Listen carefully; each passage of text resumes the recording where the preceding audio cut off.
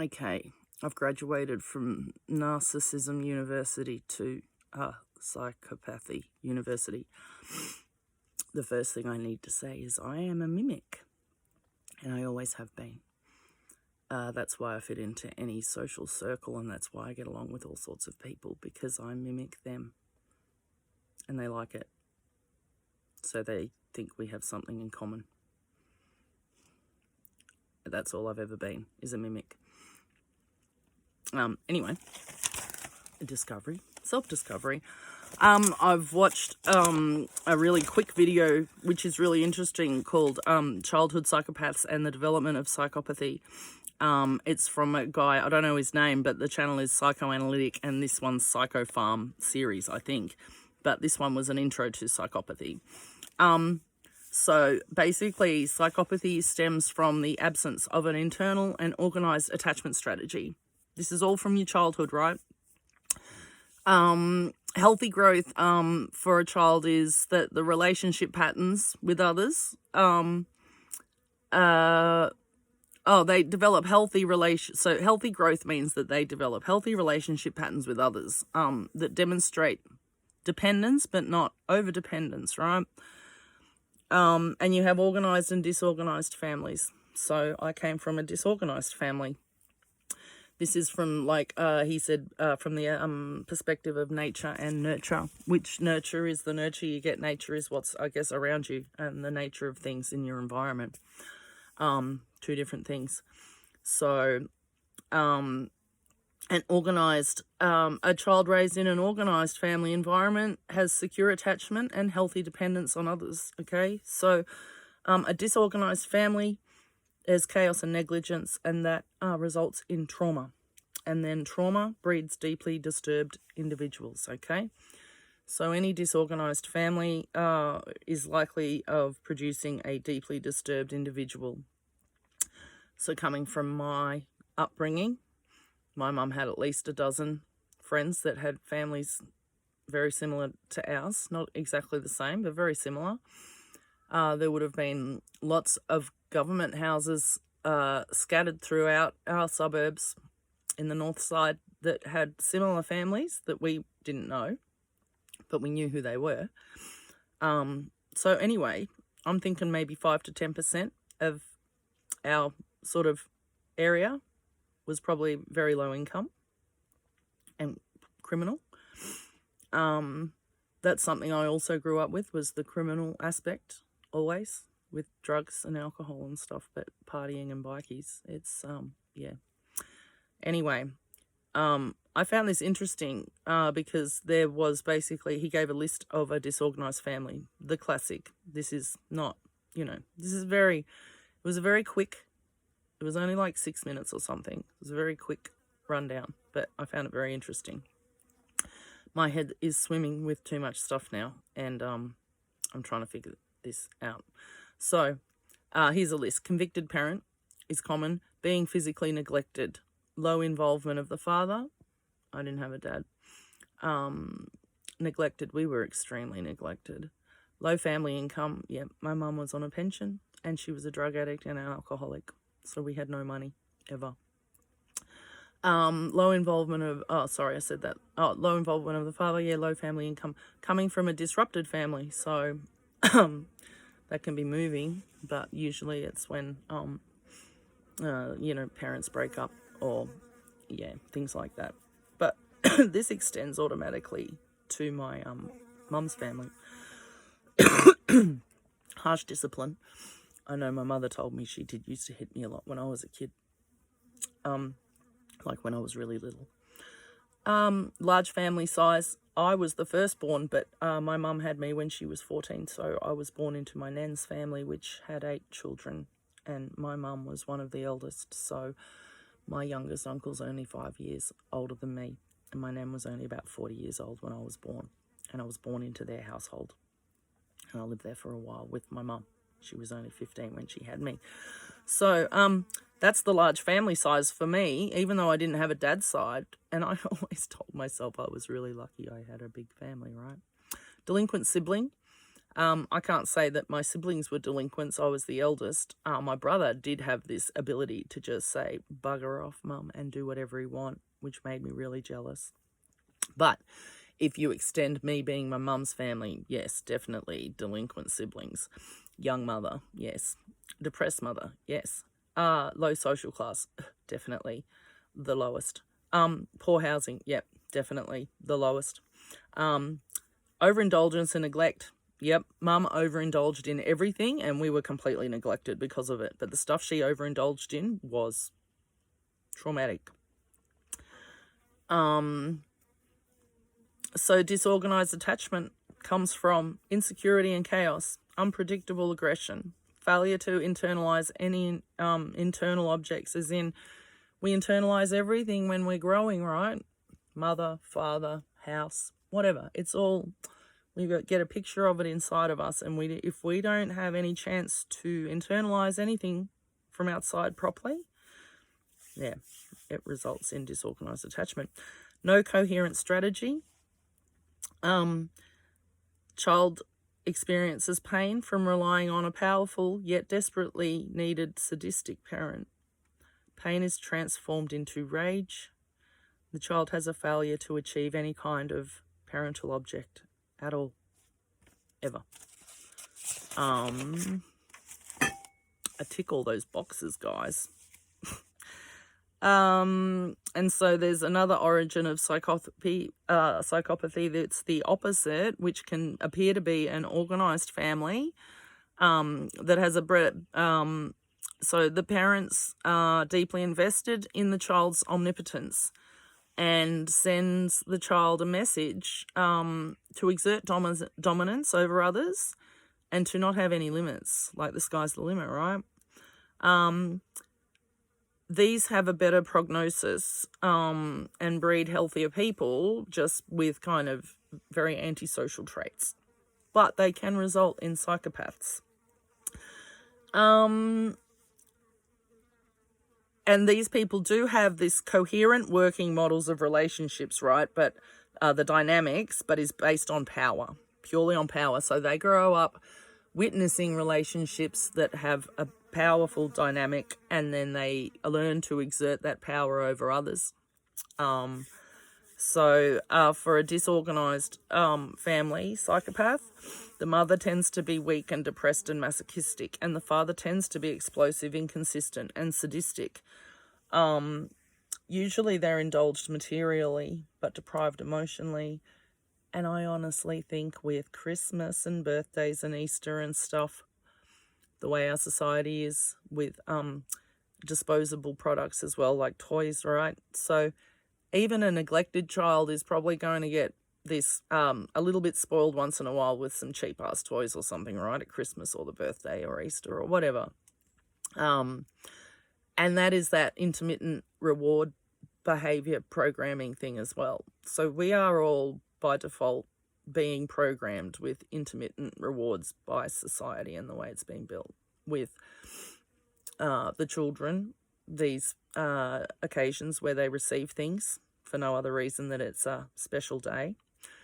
And then we transfer that. It's a reward thing is holidays, school holidays, right? Weekends. These intermittent rewards that we get and we transfer that into adult life with our work. You know, you take a day off, you get a flex day. We get public holidays every now and then. You'll get some school holidays to spend with your kids maybe, but you know what I mean. Christmas holidays, New Year's. All of these things are intermittent rewards for you as a person functioning in society. It's a behavioral training technique. You can use it to train narcissists, the same as animals, beasts, right? So that was something I found very, very interesting. And then there's usually things like alcoholism, family moves, losses, and breakups. You can kind of transfer that into a lot of different scenarios, right? So alcoholism, easy. Family moves, do what you will with that. Losses, going without, or, you know, I guess if your parents are psychopathic and narcissistic, they're risk takers. So you might have faced a lot of losses in that respect. And breakups. That's something that my mum sort of, you know, she was very young. So she had not many, but a few boyfriends. We all have different fathers. So there was a lot of that. So the child does not experience omnipotence at the developmentally appropriate time. And this compels the child to spend their life seeking confirmation of their omnipotence everywhere else. So they're literally born into feeling that they are nothing and not being taught any proper emotional connections, I guess. And then that results in them forever seeking their worth in other people. A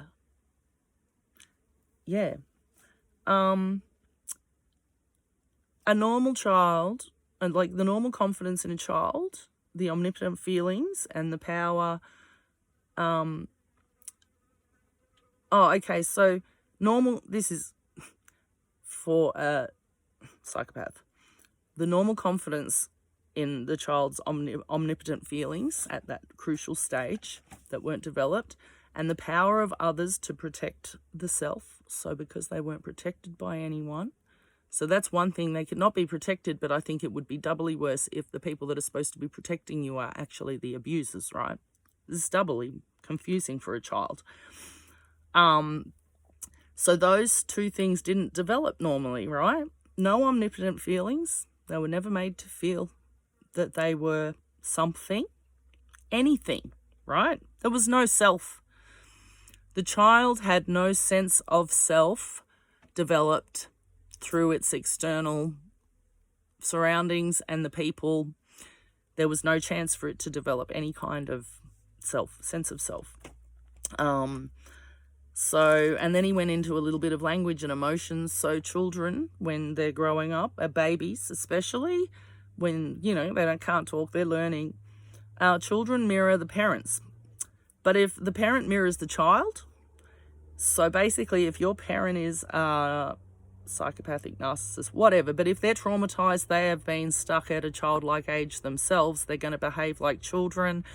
When they try to parent you, especially as a baby, they don't know what they're doing. They're going to act like a child to the child. So what the parent then puts into words to the child and the language combined with the message that they're sending to the child creates a resonance within the child between the two behaviors, right? So it's basically if the parent isn't mature and mirrors the child's behavior, so crying, getting angry, tantrums, whatever, and then puts that into words at the child, I guess especially if it's the kind of stuff that's like swearing and berating the child, telling them that they're bad or they wish they didn't have them or that they're not good enough or whatever, that fucks you up. And then the child experiences emotions and the parent puts those into, and the parent puts words into those experiences. So yeah, the child experiences things that cause emotions, and then the external influence is the parent telling the child what that emotion is. And that is permanently hardwired then into the kid, right? That emotion equals that language, that aggression, that behavior, whatever. So for psychopaths, nobody in the family helped them put words to their emotional experiences. So this is especially important with what I was saying about making sure your kids aren't abused in any way when they're very, very young and infants, because they are incapable. So before, if a predator can get to a child before it is of the age of being able to talk and communicate, it physically cannot verbalize what's going on anyway.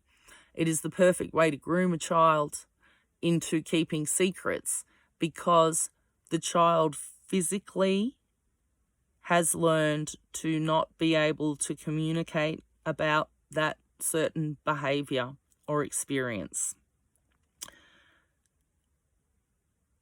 This is just impacting on me very strongly.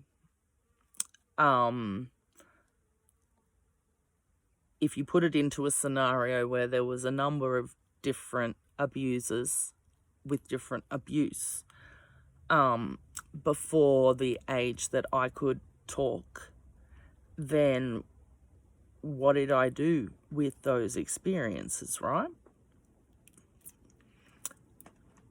I just took them. I can see now why, if at such a young age you are treated just like an object without any boundaries or safety, security, as in your body and your being is completely helpless because you're a child, a baby. And if people then take advantage of that while you are still at that very, very tiny age, and you have no way to know that that is not normal because it's all you've ever known, and everybody else in your family is the same or similar, then you grow up with a sense of thinking that you are normal because everyone else around you is the same. They've all kind of had some sort of similar experiences. They have all probably had something to do with, traumatizing you at some stage in your life, in some way. So now, and that's why I said I am a mimic, right? Because I never had a chance to develop a self at all. I've realized that this death that I've experienced was so long and painful because I have literally experienced the death of probably 1,000 egos, like 1,000 personalities. So not just one or two or a few dissociated or multiple personalities that have had to fall off or die or that I've had to let go of.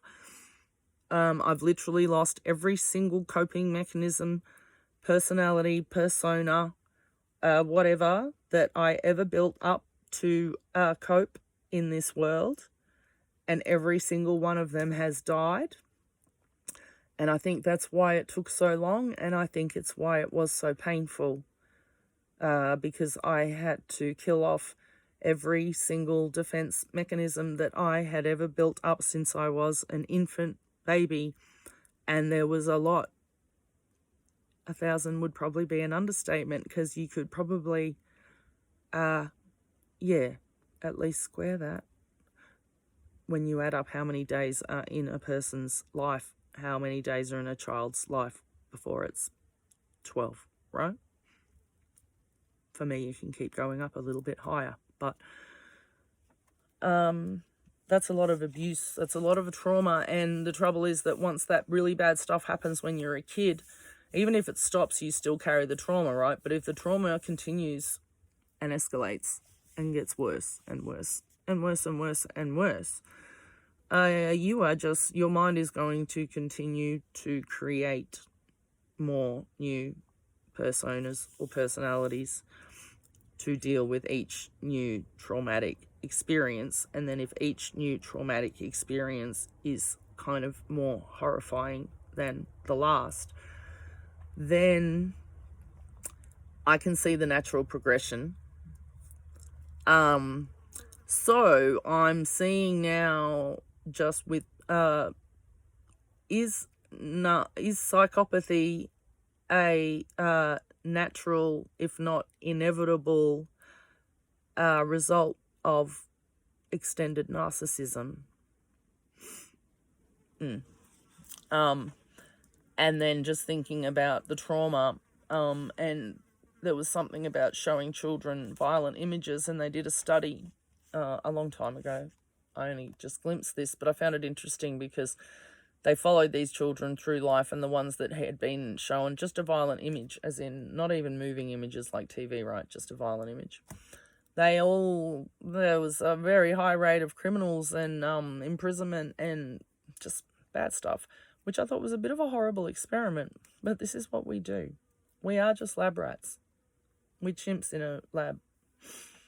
Look at what we do to the chimps in the lab. It's what's being done to us. So anyway, I found that really interesting. What was I saying? Whatever. Oh, so this is the social engineering, right? You want to look at what I was saying about the Muppets the other day, and it was a kids show, and it was an alien parody with the alien coming out of the belly, grooming. But that's kind of a violent image for a child, a little child, even if it is the Muppets, right? And if the parents are laughing at that, the child automatically associates violence with something funny. So then I think of Looney Tunes, all of those innocent, Tom and Jerry, all the innocent cartoons. I mean, we had He-Man and Transformers and stuff, you know, as well. But all of those innocent, seemingly innocent pictures, moving pictures with displaying violence, constant violence, and then the unnatural reanimation of the characters after they've died, right? That's another thing. Yeah, by showing your children those images, it is giving them the wrong message, and then combining that with comedy and parody is definitely giving the child a very confused message about what violence is. It is literally sending the message that violence is funny, death is funny, and not final. And it also kind of sends the message that there are no consequences for this kind of behavior. And then we continue to watch that throughout life on television with all the shows that we watch. And if you compare what we're watching today to what was out in the 70s, things that would have been censored and banned back then are now just commonplace. And it's just drip feeding.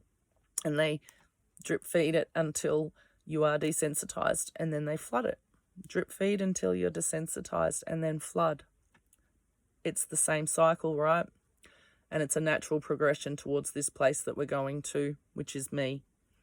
Pumping out children that in one way or another are being raised to be either narcissistic or psychopathic, or both. And now, yeah, I'm just wondering whether it is this natural progression that if you manage to make it through far enough with this kind of trauma, the only natural place that you are going to end up if you do stay alive is to become a psychopath. Especially with the external influences that you are exposed to with the media and everything, right? So you put a child in a really horrible lifetime, like me, add the other horror stuff. I started reading horror stories, Stephen King, Peter Straub, all of that. Same people now, apparently, of course. But, you know, Bram Stoker, I read. I've got some Edgar Allan Poe now. I read that, H.P. Lovecraft. I was bullied in year 7. I went to a different high school to avoid bullying, and I got bullied worse than I ever imagined from the chick that lived 3 blocks up the road for months and months and months.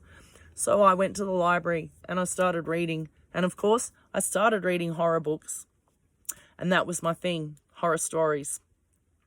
And then in my late 20s, when I realized I could actually handle watching a horror movie, I overdosed on every single horror movie that I'd ever been too scared to watch. Then when I went through what I went through in Perth with the meth and everything, I watched very violent movies afterwards, thinking that it was hardening me up, desensitizing me, which it was. Exactly. I knew exactly what it was doing. I fed myself the most violent, horrible movies that you could ever watch to kind of feed my need for revenge, whatever. Just processing in myself the helplessness, right? And having to take all that. So yeah, it's bad. And we've been trained to feed ourselves that stuff, I think, when we're feeling vulnerable and less powerful or whatever. We like to watch powerful images, but unfortunately most of them these days are directly connected to violence. And now the violence is like just getting worse and worse and more extreme. So anyway, that's my take on where I am at and how I got there and what the hell is going on in my head, and the person that I've never been, the mimic that I've always been. It's like every single thing I've ever done, all these things that I thought were good character traits, I now realize was a lie. And I was pretending to be something that I thought other people wanted me to be, which is why my head has always been so screwed up.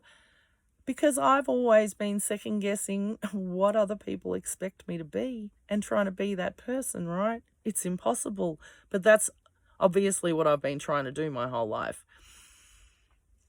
And that's why I thought it was manifesting as depression and stuff like that.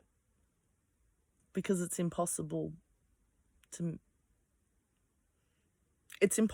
know how to please everybody. It's impossible to know exactly what makes somebody tick.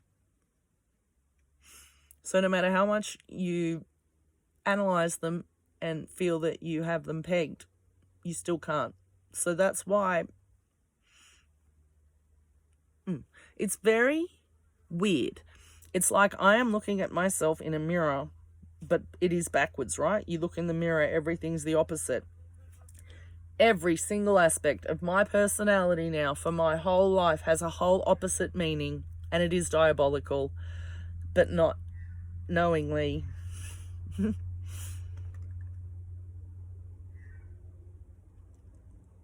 That's it. That's where I'm at. I got some stuff out about psychopathy and about how that now is affecting me. It's kind of a warning to everyone about, it's no use warning anyone. Yeah. I think if you're not a narcissist or a psychopath, you're going to have to learn how to be one. And society's trying to make you one anyway. So you've already been kind of programmed and groomed to become exactly that kind of person. But if you do want to survive, you are going to have to really fucking up the ante. Yeah. And do you really want to be like this? Do you want to be like me? Oh, running out of battery. Anyway, yeah. That's my question to you. Do you want to be like me? Because you're going to have to be. And the way that I got here, you can't squeeze a lifetime or just a childhood of horror into anyone's experience, really. I think once they're an adult, it's not the same. There's nothing you can go through that's going to make you, or maybe there is. I don't know. I don't know what sends your average person crazy, because I'm not your average person, and I've always been, well, I've been nothing. So no wonder I've been crazy. I've been trying to figure out how to pretend to be a human. It's very hard. That's what Sam said. He's like, you humans are very easy to read. He reckons there's 4 sort of traits, and it's very simple to manipulate us. We're very, very simple ourselves. So, and I've been going from I've gone from the perspective of everybody else was my predator to realizing that I have been the predator the whole time. And regardless, narcissists can't pick a psychopath, right? Bing, bing, bing, bing, bing. Look. Ooh, psychopath. Didn't think it, did you? Nope. You thought I was really nice and caring and an empath and generous and helpful, a really good friend, love to laugh. Oh, I make everybody laugh, don't I? Psychopath, mimic, feeding you exactly what you wanted. And you all thought that you were sucking me dry, which you kind of were, because there was a million of me to give stuff away, right? And I didn't know what the fuck I was doing, because I can't figure people out. I've spent my whole life basically studying, and I guess now I've graduated. I'm looking at it that simply. I have had a lifetime of studying humans, and now I have finally graduated, and I understand. This is the way of the future. I am your future. And there's millions and millions of people just like me out there. Billions and billions. We are your future. You either become like us or you become nothing. The irony is that you have to become nothing to become like us. What a quandary. What do? I don't know. I didn't ask to be born into this life. I didn't ask for the shit. I just got what I got, and this is what the result is. And it's exactly how I was supposed to turn out. Just keep that in mind. This wasn't an accident. I was supposed to turn out this way. It's exactly how they want us to be. Why do you think things are the way they are and have been that way for so long? This is what they want us to be. Just like me. And there's billions more. So, yeah. I'm going to keep going with this delving into psychopathy and just see where it takes me, because it's very interesting and it's explaining a lot now. I kind of understand. I'm really starting to understand. It's good.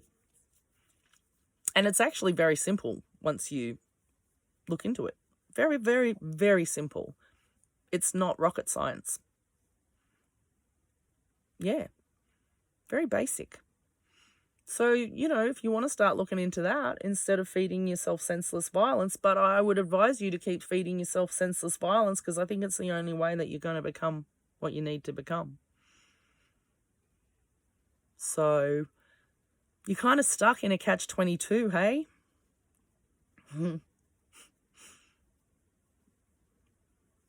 I'm not wishing anyone good luck because, yeah, it's not going to make a difference. You just got to do what you got to do, how you got to do it, and hope that you survive.